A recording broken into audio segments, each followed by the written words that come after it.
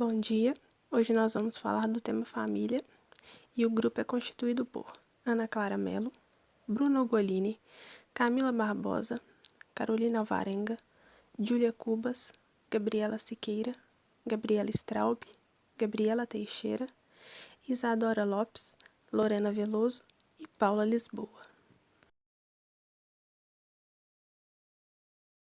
Bom dia a todos. Hoje a gente vai falar um pouco sobre família. A etimologia do nome família, a origem, ele vem do latim, que traz um contexto de autoridade, da qual descreve o conjunto de escravos ou servos, denominados individualmente como fâmulos, que são os pertences da casa do amo ou do próprio patrão. As pessoas que viviam sob o mesmo teto formavam uma família. Com o passar do tempo, eles ampliam essa ideia de família, além dos escravos, e passam a incluir a mulher, os filhos e os servos. Família é tudo que pertence ao mesmo clã, e vai muito além dos laços sanguíneos. No contexto atual, evita-se falar de família no singular, mas sim no plural, considerando as múltiplas formas de apresentação. Com a evolução histórica, pode distinguir três grandes fases pela qual passou a instituição familiar. A primeira é a família tradicional, que tinha por principal objetivo a transmissão do patrimônio através de casamentos arranjados entre os pais dos noivos. Os casamentos se davam geralmente numa idade ainda precoce, e a vida sexual efetiva do futuro casal não era levada em consideração no contrato do casamento. Percebe-se aqui também a submissão da família em frente à autoridade patriarcal.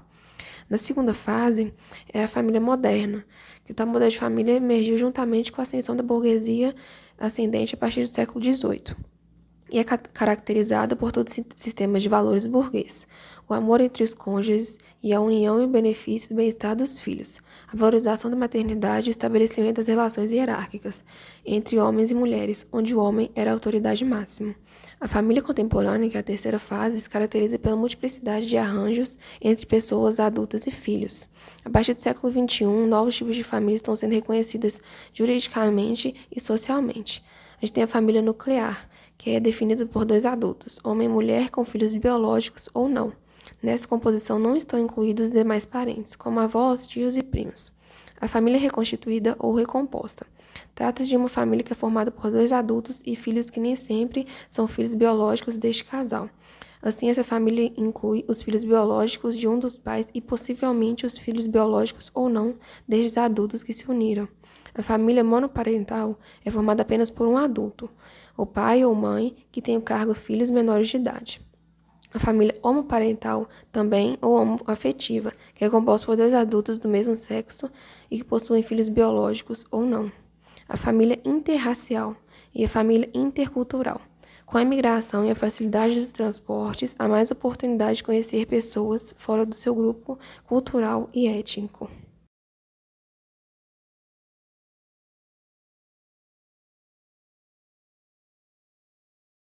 Bom dia, meu nome é Júlia e eu vou aprofundar um pouco o nosso tema com as definições dos especialistas. O termo família, desde que ele foi criado, ele é estudado por várias áreas.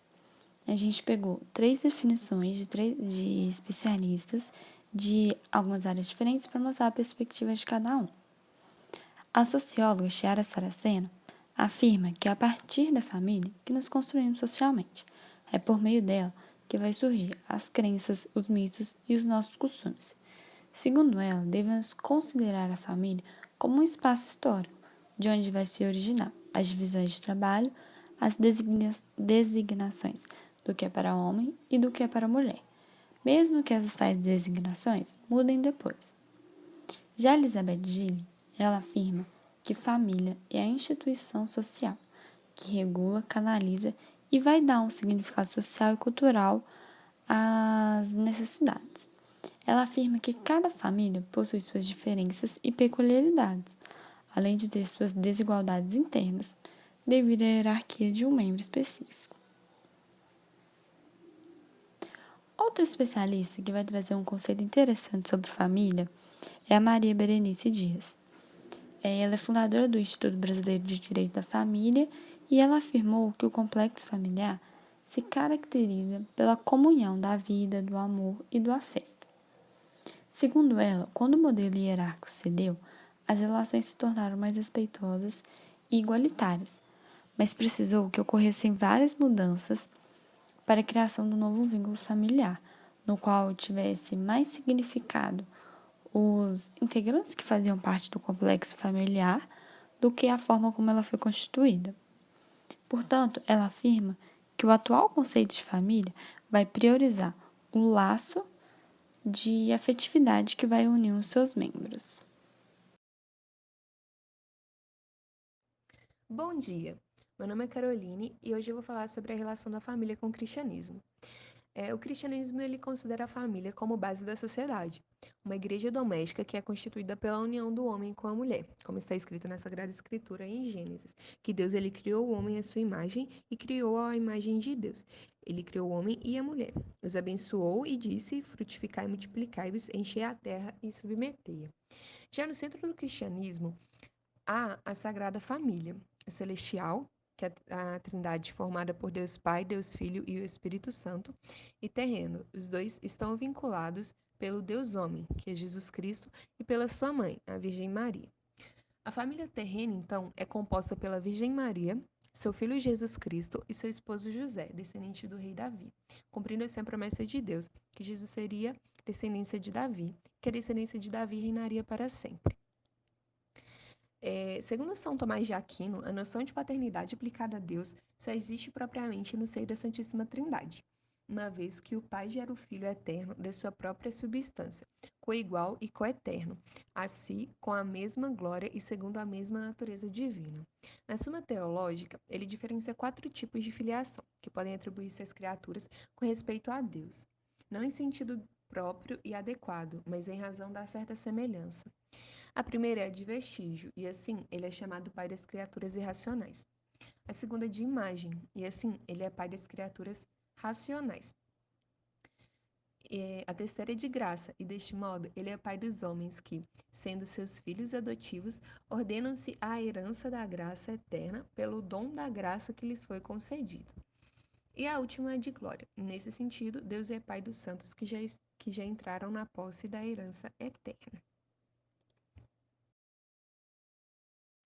Os valores na família cristã são de extrema importância e são passados dos pais para os filhos, assim como está escrito em Provérbios, capítulo 22, versículo 6. Ensina a criança o caminho que ela deve seguir, e mesmo quando envelhecer, dele não há de se afastar. Também está escrito em Efésios, capítulo 6, versículo 4. Pais, não exaspereis vossos filhos, pelo contrário, criai-os na educação e doutrina do Senhor. Deste modo, os pais educam os filhos inspirados na cidadania do reino de Deus, para que através do evangelho e da fé creiam que são filhos de Deus, que essa vida é passageira. Portanto, a vida verdadeira é a eterna, como está escrito na primeira carta de São João, capítulo 3, versículos 1 e 2. Considerai com que amor nos amou o Pai, para que sejamos chamados filhos de Deus, e nós o somos de fato. Por isso, o mundo não nos conhece, porque não o conheceu. Caríssimos, desde agora somos filhos de Deus, mas não se manifestou ainda o que havemos de ser. Sabemos que quando isso se manifestar, quando Cristo, se manifestar, seremos semelhantes a Deus, porquanto o veremos como Ele é.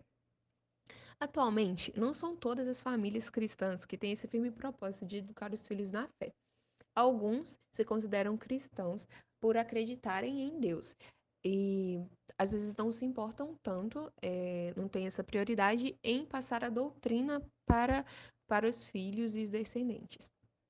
Mas as famílias que têm esse propósito educam os filhos para fim último do céu, de Deus, com os valores cristãos que vão contra a ideologia do mundo e buscando o processo de purificação segundo os mandamentos da lei de Deus. Assim como está em Romanos 12, 2. Não vos conformeis com este mundo. Bom, a religião escolhida pelo meu grupo para falar sobre família foi o Islã. E eu vou falar um pouquinho sobre. No Islã, a unidade familiar ela é de extrema importância e cada ente ele recebe um devido significado. No Sagrado Alcorão, ele sempre lembra que os pais devem a criação, devem o amor aos filhos, devem o cuidado, né? Assim como os filhos devem aos pais. devem respeito aos pais, devem afeição e obediência. No entanto, Alá diz que a obediência aos pais não deve ser maior que a obediência a ele. Ele diz: E se ambos lutam contigo para que associeis a mim e de que não tem ciência, não lhes obedeça. A mim será o vosso retorno, então informar-vos-ei do que fazeis. O Islã enfatiza muito a questão do casamento e ele é visto como um contrato social sagrado entre um homem e uma mulher. Ele vai se diferenciar a partir de cada religião em que ele é celebrado, porém, como via de regra, no contrato é previsto que o noivo pague um valor simbólico para a noiva de acordo com as suas condições. E também a gente tem que destacar nas leis muçulmanas que elas permitem que um homem tenha até 4 mulheres. E somente os homens podem se casar fora da sua religião. Bom dia, meu nome é Bruna e eu irei falar sobre a relação da família com a enfermagem. A família, ela se apresenta como o principal espaço de crescimento e de desenvolvimento do indivíduo, o qual vai adquirir suportes para a sua formação da personalidade e padrões de relacionamento e comportamento, possibilitando a manutenção das trocas efetivas entre esses membros da família. Nesse sentido, a família ela representa um núcleo de integração do ser humano e ela deve ser abordada no processo da manutenção da saúde. Isso porque ela vai participar nos processos de cura e de recuperação de seus membros. O reconhecimento da participação familiar no contexto de promoção e educação em saúde é essencial à prática de enfermagem, visto que esses profissionais eles devem analisar e compreender as alterações presentes na dinâmica familiar para que possa ser desenvolvida uma assistência holística completa. Então, para trabalhar com a família, é necessário reconhecer fatores que vão influenciar na formação familiar, em toda a sua estruturação, e também na forma de ser, pensar e agir de cada membro, considerando ainda aspectos culturais, expectativas e valores, além de identificar os papéis e as funções de cada membro da família. Quando ocorre um desequilíbrio nos padrões de relacionamento entre os membros de uma família, é muito comum a gente perceber situações de conflito, situações nas quais podem ser responsáveis pelo surgimento de patologias, sejam elas físicas ou emocionais, que vão fragilizar os membros dessa família. Com isso, a comunicação, ela se torna essencial para uma melhor assistência ao paciente e também a essa família, pois é por meio dessa comunicação que a equipe de enfermagem vai estabelecer uma relação que ultrapasse o cuidado físico e, além disso, o diálogo ele contribui para uma relação de confiança e vai favorecer a recuperação e a promoção de saúde de forma mais humanizada. É muito importante destacar que o ser cuidador, ele precisa saber ouvir e estar presente e ter empatia com o outro.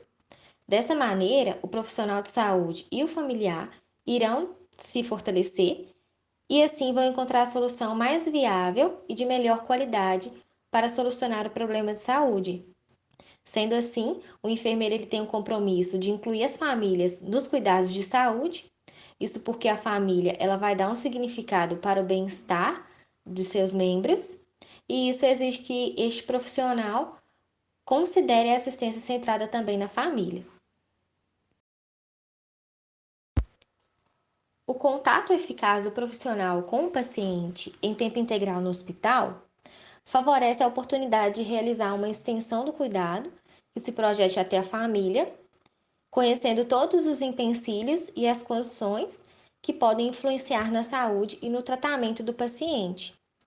Portanto, essa extensão do plano assistencial à família é uma garantia de que o enfermeiro ele vai conseguir dar continuidade ao tratamento, como também serve de auxílio na elaboração do histórico, do diagnóstico e das intervenções de enfermagem. Podemos afirmar que tratar da família é tratar do indivíduo. Isso porque as famílias saudáveis que dão apoio aos seus membros têm permitido ao indivíduo doente manter a aderência ao tratamento, possibilitando uma melhora na sua reabilitação e recuperação de saúde. O cuidar da família como unidade básica de saúde exige ainda conhecer como essa família cuida, identificando as suas dificuldades e forças, para que o profissional ele possa assistir a família a atuar de forma que atenda às necessidades de seus membros. Sendo assim, o enfermeiro ele é capaz de planejar sua assistência, baseando-se em cuidado holístico completo, isto é, também cuidar de quem cuida. A família, por sua vez, constitui um contexto social mais importante, onde a doença ocorre e também vai ser resolvida. Para isso, é preciso garantir a continuidade de um processo de saúde que vai se iniciar com a ajuda de um profissional e que vai ser mantida pela família. O desenvolvimento e o reconhecimento da ação da enfermagem com as famílias tem feito progredir a reflexão sobre a necessidade de se pensar e investigar esse sujeito coletivo. O trabalho da enfermagem com a família amplia o mundo e a humanidade desses profissionais. Bom dia, meu nome é Gabriela e eu vim trazer para vocês a nova definição para o tema. Após as pesquisas e o desenvolvimento do trabalho, nós elaboramos uma nova definição para o tema família. Família pode ser definida como um agrupamento social em constante mudança, que são promovidas pela própria evolução dos seres humanos, sendo que tais pessoas possuem entre si vínculos em comum, sejam eles afetivos, consanguíneos ou apenas por prazer. Cada família vai apresentar, então, as suas peculiaridades e características próprias, com base na sua constituição. Pode-se dizer que é um instrumento de desenvolvimento psicossocial interligado por sentimentos, valores e esperanças, nas quais os indivíduos envolvidos buscam satisfazer as suas necessidades emocionais. Em pistas para o aprofundamento, selecionamos 2 filmes. O primeiro é Other People, conta a história de David. Ele mora longe e não tem um bom relacionamento com a família. Aí sua mãe descobre que tem câncer terminal e ele vê isso como uma oportunidade de se reaproximar e de se reconectar com ela e o pai.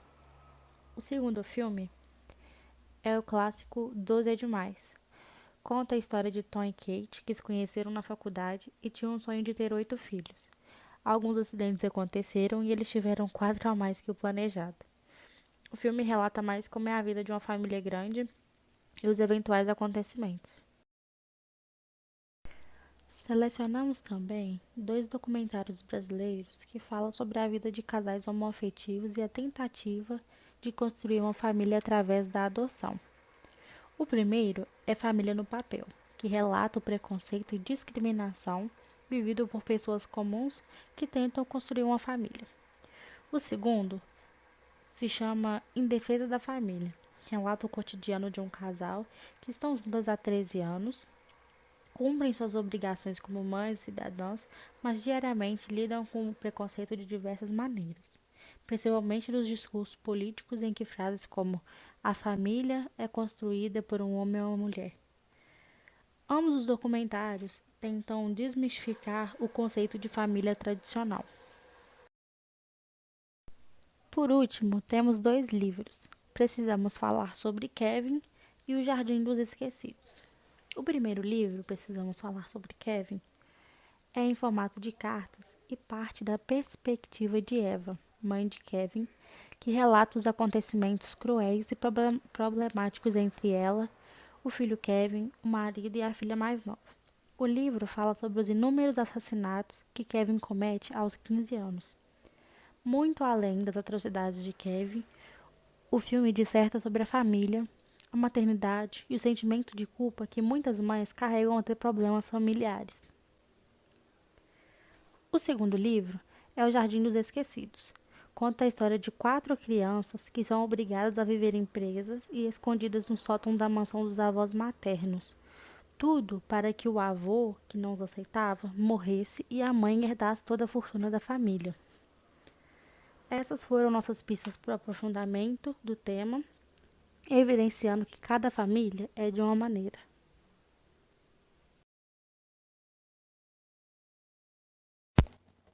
Para a elaboração do trabalho, foi feita a divisão dos temas entre as integrantes do grupo e, em seguida, a junção dos conteúdos e a construção da apresentação.